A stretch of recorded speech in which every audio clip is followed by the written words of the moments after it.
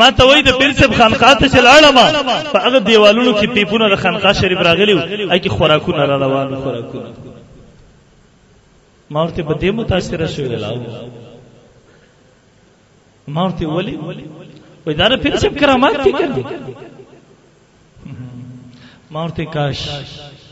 کته چا په کړه خبره باندې د حقانیت دلیل دانه د دنیا نه ده د الله د پیغمبر نه لوی بزرگ نشته د الله د پیغمبر نه لوی پیر نشته د الله پیغمبر ناشته صحابه مجلس کې دي صحابه کې له تراله صحابه لمن اوچ تکلا ورته وي د الله رسول فقر او فقید لوګدا د الله رسول د سورج نم ډوړی نه خړلې ګېړه باندې مکانه تړلې خپل لمن ورته اوچ تکلا نبی علیہ الصلوۃ والسلام ورته خپل لمن اوچ تکلا ول اے صحابه تاسو په ګېړه باندې یو کانه تړلې د ماده تړلې د پیغمبر په مجلس کې صحابه ته د لوګي د لاس به هوشي راځي د پیغمبر مجلس ته صحابه د سورزونو ډوړی نه ملاویږي را صاحب صوفي طالبانو ته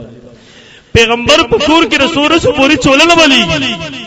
د پیغمبر په کور کې رسورزو پاکي پکړو پاکيري لوګدا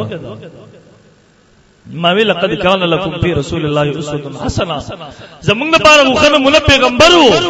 د پیغمبر په مجلس کې لوګ نه پکړو پاکړه ستاره پیر سب دیوالونو کې هغه خانقاه کې ډوډۍ را رواني او ما خو دا دنیا شو اخرت خبره کو نه شو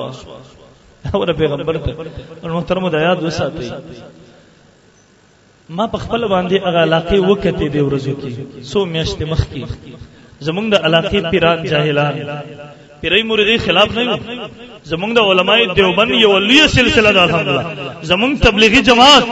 په دې حواله سره د اصلاح د باطن لپاره الحمدلله په عالمي سطح باندې کار کوي زمونږ خانقاهونه د سنت مطابق الحمدلله د پیرای مریدی خلاف نه یو وها پیری مریدی هغه چې نبی علیہ الصلوۃ والسلام د شریعت مطابق وي پیری مریدی هغه پیر د بار د لازمي دي چې د سنت متبع وي د پیر د بار د لازمي او ضروري دي چې په خپل شریعت کو پابند وي کنه صرف د پیر په کراماتو به څه کوي چې ورپسې کی کرامات نه دي مونږ ته مشران راخولو مونږ ته وی کې یو پیر په هوا باندې الوزي په سمندر د پاسه ولاړ نه نماز غړولې مونږ کوي د ژوند وګوره چې شریعت مطابق د خلاف دی کله د ژوند د شریعت خلاف و د پیر نشي کېده دی ولی الله نشي کېده د دجال کذاب ساحر دی کله د ژوند د شریعت مطابق وو ډېر په حوام نه ګرځي ډېر په سمندر هم نه ودرېږي رتنه بل ولی الله نشته ذکر مادیات په دغه دور کې په یو سنت قائم ودرېدل د زرو کرامتونو نه ورده ما وکاته بخبل ازمون د علاقو پیران والله پردي کورونو ته هغه خلک راولي خپل زنانو ته د نبوزي زنانو ما وی دا کوم عقل دی تاسو په خپل زما خبره پوهیږئ ما وی ها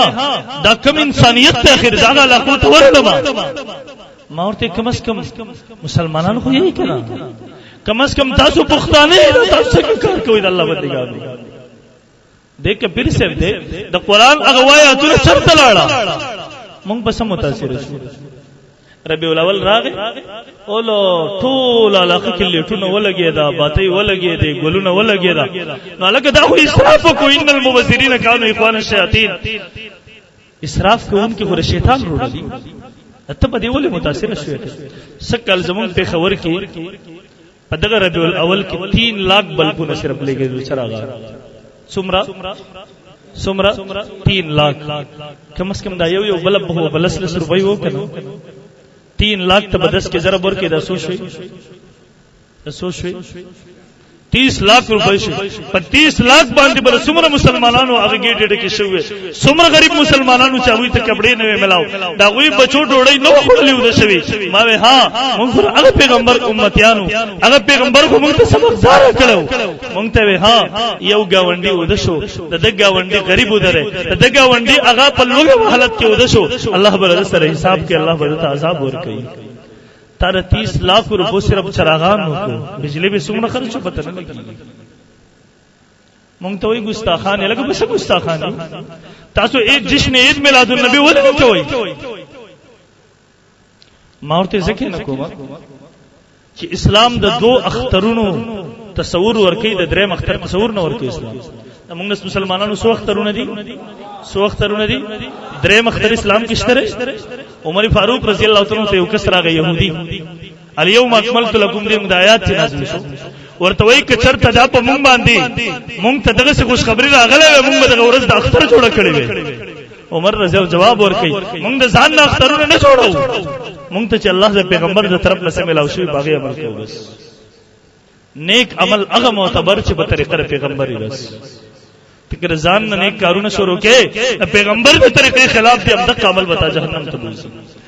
همدغه عمل وستاره بار د وبال سبب ذریعہ ګرځي.